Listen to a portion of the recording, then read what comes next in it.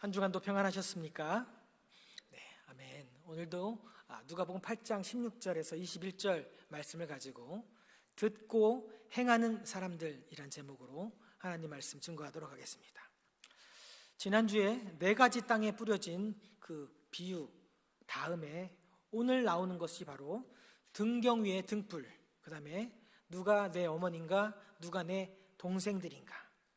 어떻게 보면 전혀 관계없고 전혀 동떨어진 그런 이야기 같아 보이는데 왜 이 이야기들이 연속해서 성경에 기록되었을까 고민을 많이 하였습니다.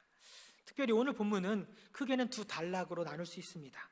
첫 번째는 등경 위의 등불의 이야기, 그리고 예수님을 찾아서 나온 어머니와 동생들의 이야기가 기록되어 있습니다. 4가지 땅에 떨어진 뿌려진 씨앗 비유와 그리고 등경 위의 등불, 그리고 예수님의 가족들, 왜 연달아서 기록되어 있을까? 전혀 상관없어 보이는 이 3개의 이야기 속에서 공통 분모를 찾아내는 것은 너무나 어렵습니다. 보통 설교자들은, 저뿐만 아니라 모든 설교자들이 주일이 끝나자마자 다음 주에 어떤 말씀으로 성도들 앞에 설까 고민하기를 시작하지요. 월요일, 화요일, 수요일 보통 설교를 준비하면서 그래 이 말씀이다를 찾아냅니다. 그런데 도무지 이 3가지의 비유는 도무지 어떻게 연결되는 그 링크를 찾아낼 수가 없어서 고민하였습니다. 그러다가 지혜가 번뜩 떠올랐지요. 아무렇지도 않은 채 그냥 슬 넘어가면 우리 성도님들은 모르시지 않을까, 이렇게 생각도 해봤다가 안 되겠지요. 그래서 계속 기도를 했습니다.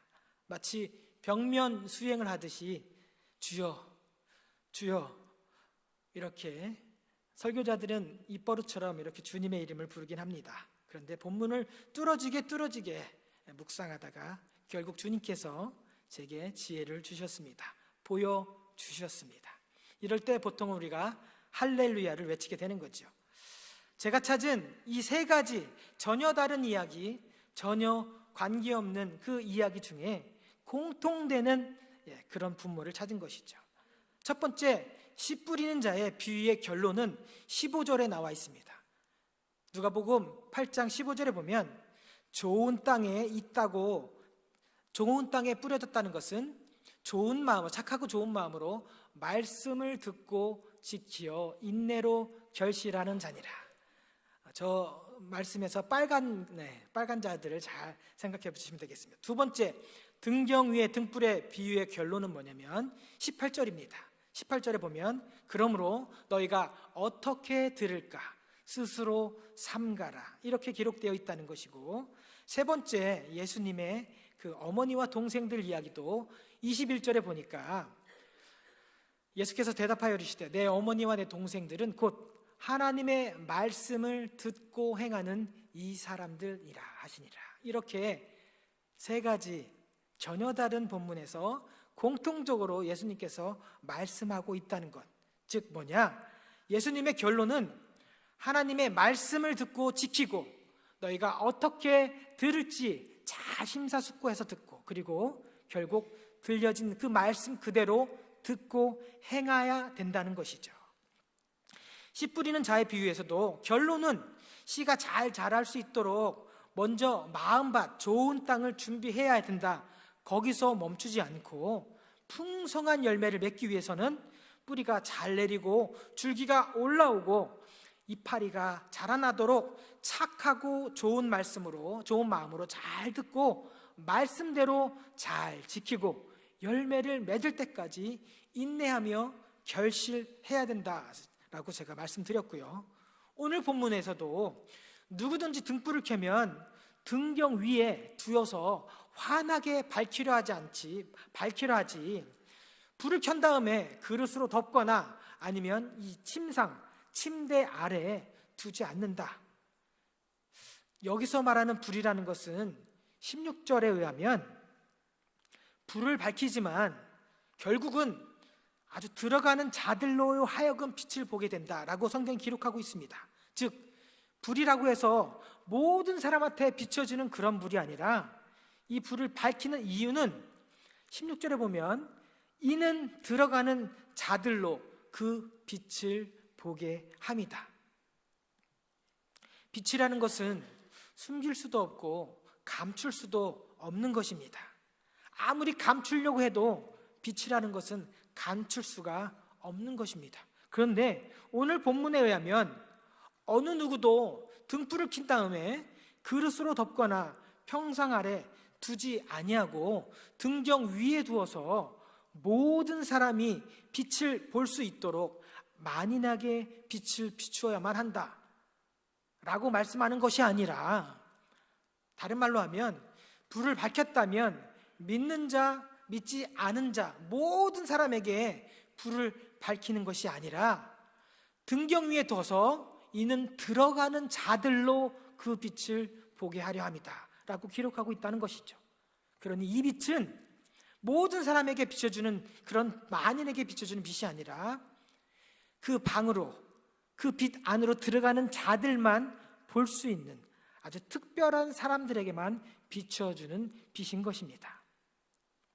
그런데 우리가 보통 생각하는 우리 하나님, 우리가 믿는 하나님은요, 그 해를 악인과 선인에게 동시에 비추시고 그 비를 의로운 자와 불의한 자에게 내려준다라고 마태복음 5장 45절에서 기록하고 있습니다. 이뿐만 아니라 구약으로 넘어가면 여호와께서 너희에게 이른 비 늦은 비를 적당한 때에 내리시나니 너희의 곡식과 포도주와 기름을 얻을 것이요, 이렇게 구약의 하나님도 신명기 11장 14절에서 말씀하고 계시죠. 모두에게 공평하게 악인하고 선인을 차별하지 않고 은혜를 베푸시는 하나님인데 어찌하여 오늘 본문에서는 들어가는 자에게만 빛을 보게 하실까? 의문이 생길 수밖에 없지요. 궁금하시죠? 여러분들도 궁금하셔야 됩니다. 그런데 이 하나님의 은혜를 우리가 다시 한번 곱씹어 보면 우리가 하나님의 은혜를 오해하고 있구나를 잘 생각할 수 있습니다. 제가 다시 한번 여러분에게 질문을 드려보도록 하겠습니다. 악인과 선인에게 해를 비추시고 의로운 자, 불의한 자들에게 똑같이 비를 내려주시면 모든 사람이 곡식과 포도주와 기름을 얻을 수 있습니까? 농사를 지으려면 반드시 햇빛도 그리고 비도 필요합니다. 이것은 우리의 정성이나 우리의 노력과는 상관없이 은혜로 주어지는 것들입니다. 옛날에 무지했던 어른들처럼 기우제를 지내고 제사를 지내봐도 우리의 노력으로는 비를 내리거나 태풍을 멈추게 할 수는 없습니다. 혹시 엘리야가 생각났습니까? 엘리야는 무릎 사이로 고개를 넣고 간절히 기도했더니 3년간의 가뭄이 그치고 비가 내렸지 않습니까? 아닙니다. 먼저 엘리야에게 하나님이 찾아오셔서 말씀하셨죠. 열왕기 18장 1절에 보면 많은 날이 지나고 제3년에 여호와의 말씀이 엘리야에게 임하여 이르시되 너는 가서 아합에게 보이라. 내가 비를 지면에 내리리라. 하나님께서 먼저 엘리야에게 내가 비를 이 땅에 내리겠다라고 말씀하였기 때문에 엘리야가 담당하게 아합 앞에 가서 머리를 조아리고 기도를 했던 것입니다. 그러니 우리의 노력으로, 우리의 정성으로 비를 내리거나 구름을 거치고 해가 뜰 수 있게 할 수는 없다는 것이죠. 그렇지만 농사를 짓는 사람들에게 우리 하나님 반드시 해를 비춰주실 것이고 비를 내려주실 것입니다. 그러니 우리가 그 부분에 대해서는 걱정할 필요가 없는 것이죠. 그렇다고 해서 하나님이 햇빛을 주시고 비를 내린다고 해서 그러면 모든 사람들이 풍성하게 곡식과 포도주와 기름을 얻을 수 있느냐 말입니다. 아닙니다. 곡식과 포도주와 기름을 얻을 수 있는 사람들은 하나님께서 때에 따라서 부어주시는 그 햇빛과 비, 그런 은혜에 감사하여서 열심히 일하고 수고하고 지극정성으로 농사를 짓는 사람들, 땀을 흘린 자들만이 곡식과 포도주와 기름을 얻을 수 있는 것입니다. 하나님이 아무리 해를 비춰주시고 아무리 많은 비를 내려주신다 하더라도 곡식과 포도주가 그냥 무르익고 주렁주렁 매달리는 것이 아니라 씨를 파종하고 가꾸고 너무 뜨겁지 않게, 너무 메마르지 않게 주신 그 은혜에 감사하면서 선한 마음으로 노력하고 인내하는 자에게만 풍성한 열매가 주어지게 된다는 것이죠. 우리에게 주신, 하나님께서 주신 건강한 몸과 마음으로 지혜와 힘을 다해서 정성으로 성실함으로 수고하고 노력한 자들만이 곡식과 포도주와 기름을 얻을 수 있는 것입니다. 마찬가지입니다. 수많은 사람들, 성경에서 계속 누가복음에서는 많은 무리들이 예수님을 따랐지요. 많은 사람들이, 그 모든 사람들이 하나님 나라의 복음과 비밀을 들었습니다만 모두에게 하나님 나라의 비밀, 하나님 나라의 복음의 빛이 비춰주는 것은 아니라는 것입니다. 그 빛을, 즉 하나님의 말씀을 귀 기울여서 듣고 하나님 그 나라의 비밀, 하나님 나라의 그 신비를 조금 더 알고자 하여 그 말씀, 즉 말씀이신 예수님 앞에 나아오는 자, 가까이 조금씩 예수님 앞으로 나오는 자, 양의 문 대신 예수님께로 들어오는 자에게만 이 특별한 은혜의 빛이 비춰주는 것이라 할 수 있는 것입니다.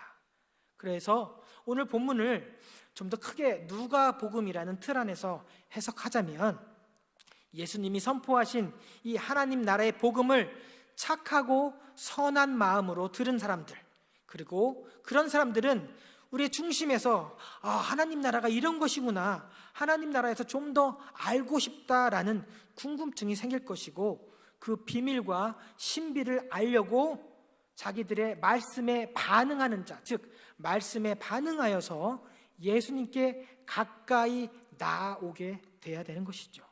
그러면 예수님께 좀 더 가까이 나오는 자들에게는 이 하나님 나라의 비밀에 대해서 예수님께서 말씀의 빛을, 성령의 빛을, 진리의 빛을 비춰주실 거라는 얘기가 오늘 본문의 얘기라는 것이죠.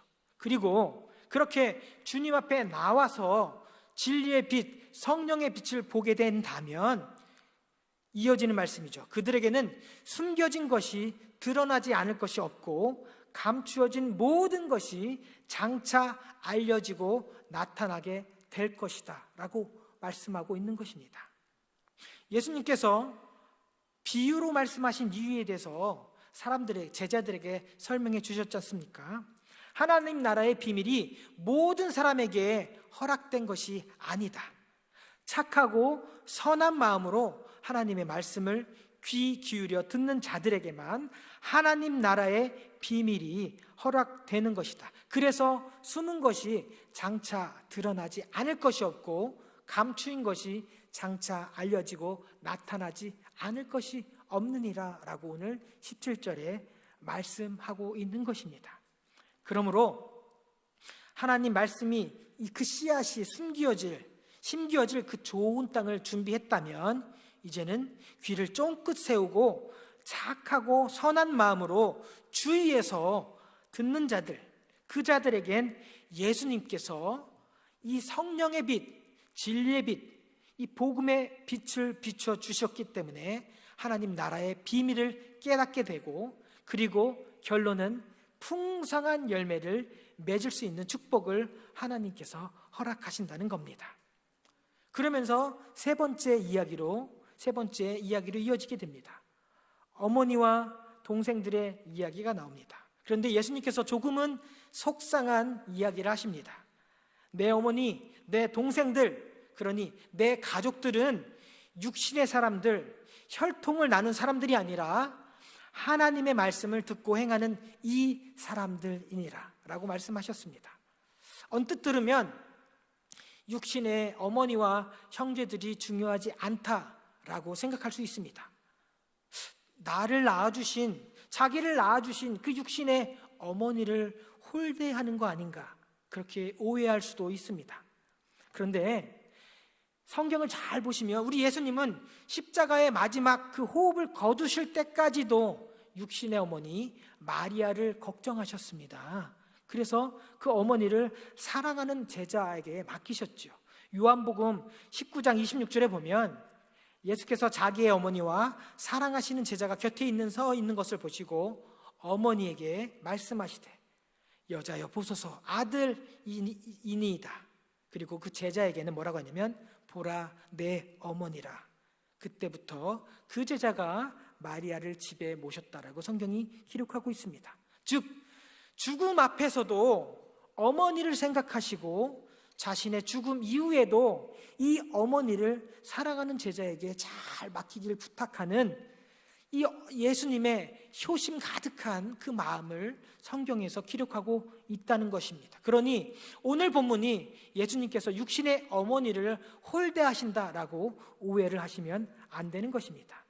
또 아시겠지만 마가복음 7장, 마태복음 15장에서도 예수님께서 십계명 제5계명을 말씀하시며 내 부모를 공경하라는 말씀에 하나님께 드림이 되었다, 즉 고르반이 되었다라고 해서 부모를 섬기지 않는 사람들에게는 구약의 말씀을 인용하여서 아버지나 어머니를 모욕하는 자는 죽임을 당하리라, 이렇게 무시무시한 말씀을 하셨습니다. 그만큼 우리 예수님 어머니, 부모님을 공경해야 된다는 것을 하나님 말씀에 의지하여서 생명 걸고 목숨 걸고 지킬 것을 강조하면서 제자들과 사람들에게 가르치셨습니다. 단지 오늘 본문의 그 맥락은 예수님을 걱정하며 또한 자신의 그 가족들까지도 혹시 어려움을 당할지 않을까 염려하여서 예수님께 나온 가족들에 대해서 누가 진정한 하늘나라의 가족인가에 대해서 말씀해 주고 있는 것입니다. 오늘 본문과 똑같은 내용을 다루고 있는 마가복음 3장 21절 말씀을 제가 알려드리도록 하겠습니다. 마가복음 3장 21절에 의하면 예수의 친족들이 듣고 그를 붙들러 나오니, 그를 붙들러, 여기서 예수를 붙들러 나왔다는 것이죠. 이는 그가 예수가 미쳤다 함일러라. 즉 오늘 본문에 예수님의 가족들이 예수님께로 나온 이유들은 뭐냐면 하나님의 복음, 천국의 복음을 지금 예수님께서 선포하는구나, 그 말씀을 들으려고 예수님께 나온 것이 아니라 당시 그 종교 지도자들과 계속해서 대립하면서 그 종교 지도자들이 예수님을 미친 자로 취급해서 귀신을 쫓고 있다라고 소문을 내니까 우리 혹시 소문대로 우리 아들 예수가 미친 건 아닐까, 그러면 혹시나 그 상태를 확인해 봐야겠다. 하나님 나라의 그 복음을 듣기 위해서 나온 것이 아니라 혹시나 가족들이 생각할 때 정말 그 사람들이 말하는 것처럼, 소문대로 말한 것처럼 예수님이 미친 것은 아닐까, 그러면 예수가 미쳐서 혹시 우리 가족에게까지도 피해가 오진 않을까, 그것이 염려되고 걱정이 되어서 그를 붙들러 나왔다는 것은 그를 설득하러 나왔다는 얘기죠. 하나님 말씀을 들으려고 예수님 옆에 나온 것이 아니라 소문대로 미쳤는지 아닌지, 혹시 그걸로 인해서 우리가 어려움을 당하지는 않을까, 두려움 때문에 예수 앞에 나와서 예수님을 설득하려고 지금 나오고 있다는 것을 알 수 있습니다. 그러므로 결론이 예수님께서 이렇게 말씀하시는 것이죠. 하나님의 말씀을 듣고 행하는 사람들이 참되고 영원한 가족이다 라고 말씀하고 있는 것입니다. 아무리 피를 나눈 가족이라 할지라도 하나님 아버지의 뜻을 행하는 것이 다른 어떤 것보다 우선해야 된다는 거고, 예수님께서 그렇게 말씀하고 있는 것입니다. 이 땅의 가족도 중요하지만 더 중요하고 우선시해야 될 것은 하나님 말씀에 귀를 기울여 순종하고 이 땅에서도 하나님의 뜻을 이루길 원하며 하나님의 말씀대로 듣고 행하는 자들만이 진정한 하늘나라의 가족이라고 예수님께서 말씀하고 있는 것입니다. 그러니 전혀 다를 것 같은 이 세 가지의 이야기를 통해서 공통적으로 지금 예수님께서 전하시는 메시지는 결국 하나님의 말씀을 잘 듣고 그 들은 대로 행하는 사람들은 하나님의 때가 되면 풍성한 삶을, 풍성한 열매를 맺게 될 것이고, 그리고 이 땅에서뿐만 아니라 영원한 하늘나라에서 영원한 영생을 소유하는 하나님 나라의 가족이 될 것이다 라고 말씀하고 있는 것입니다. 그렇게 결론을 내릴 수 있는데, 그런데도 불구하고 이해가 되지 않는 한 구절이 있어서 제가 더 깊이 나눠보도록 하겠습니다. 18절을 보시면 이렇게 되어 있죠. 누구든지 있는 자는 받겠고 없는 자는 그 있는 줄로 아는 것까지 빼앗기리라. 누가복음 8장 18절에 이렇게 기록되어 있습니다. 앞뒤 맥락으로 살펴보면 씨 뿌리는 자의 비유에서 하나님 말씀을 착하고 선한 마음으로 받아 끝까지 순종하고 인내하는 자들에겐 100배의 열매, 풍성한 열매를 맺는다라고 말씀하셨고, 이것은 그저 이 생의 삶에서 끝나는 것이 아니라 하나님의 영원한 나라에서도 풍성한 영생의 축복을 풍성하게 경험하게 될 것이다 라고 약속해 주신 것입니다. 그런데 우리가 이해할 수 없는 건, 없는 자는 있는 것까지, 있는 줄로 아는 것까지 빼앗기리라, 이 말이 참 어렵습니다. 없는데 있는 줄로 안다, 없는데 있다 라고 하면 분명히 이것은 어폐고 어불성설입니다. 그런데 우리가 육신의 생각이 아닌 이것을 영적으로 해석을 하면, 영적으로 해석하면 이해가 쉽습니다. 답이 보이게 됩니다. 하나님 나라는 영생을 소유한 자만이 들어가는 나라입니다. 영생이 없는 자, 다른 말로 하면 예수 그리스도가 없는 자는 하나님 나라에 들어가지 못하는 것이죠. 그런데 이들, 영생이 없는데, 예수 그리스도가 없는데 이 생의 자랑거리가 너무 많은 사람들이 있습니다. 그 사람들은 영생도 없고 예수도 없지만 이 생의 자랑거리가 너무 많기 때문에 있다라고 생각한다는 거죠. 그 착각 때문에, 남들이 없는 것을 나는 가졌다라고 하는 착각 때문에 예수님이 필요하지 않고 하나님 말씀에 귀 기울일 필요가 없는 것이죠. 그러니 영생이 없고 예수가 없는데도 불구하고 나는 많은 것을 가졌다라고 착각하는 거죠.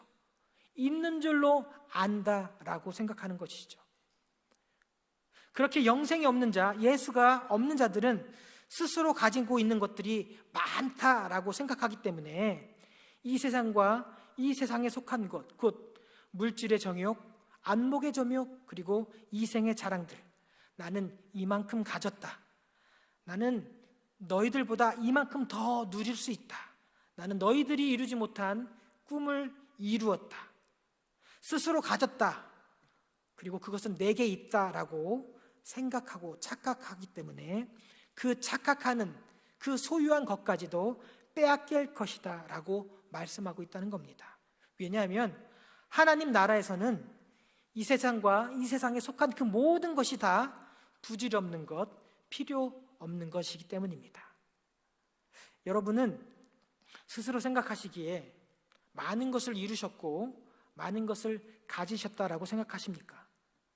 그런데 혹시 그것이 이 세상과 이 세상에 속한 것은 아닙니까? 많은 것을 이루시고 많은 것을 성취하셨다면 잘하셨습니다. 열심히 사셨습니다. 남들보다 잠도 덜 자고 덜 쉬고 그렇게 열심을 다해서 이루시고 성취하셨다면 참 잘하셨습니다. 수고하셨습니다. 그러나 거기에 만족하시면 안 됩니다. 이 세상의 것, 거기에 만족하지 마시고 이제는 이 세상에 속하지 않은 하나님 나라에 속한 것을 위해서 살아가셔야 됩니다.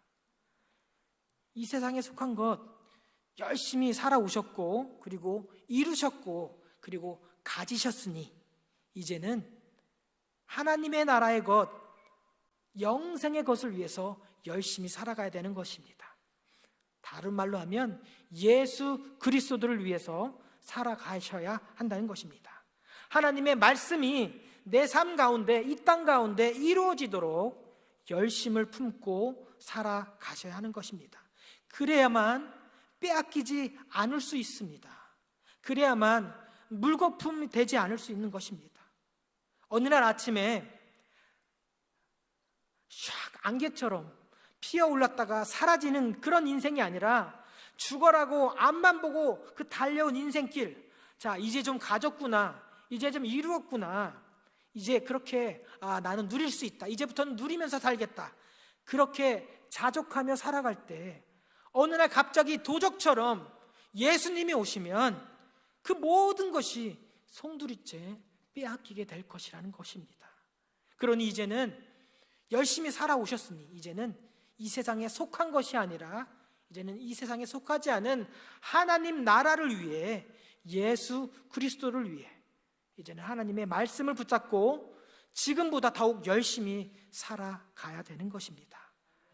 바라옵기는 지금까지 이 세상의 것을 위해서 열심히 부지런히 달려오신 여러분들이 계시다면 지금 가진 것, 그리고 내가 앞으로 누릴 수 있는 것에 만족하지 마시고 이제는 나를 위해, 내 가족을 위해서가 아니라 이제는 오직 하나님 나라, 하나님의 뜻을 이루기 위해, 그리고 영원한 하나님 나라에서 받을 영생의 삶을 위해서 힘쓰고 애쓰며 살아가시는 저와 여러분 되시길 예수님의 이름으로 축복합니다. 그렇기 위해서 우리는 말씀 앞으로, 예수 그리스도 앞으로 한 걸음 한 걸음 나아가야 됩니다. 그 말씀이 결국에 이 세상에 속한 것이 아닌 영원한 하나님의 나라로, 영생의 삶으로 우리를 인도해 주실 것입니다. 그러니 오늘 여러분의 삶 가운데 하나님의 말씀 앞으로 조금씩 한 걸음 한 걸음 나아가시는 저와 여러분 되시길 예수님의 이름으로 간절히 축복합니다. 기도하시겠습니다.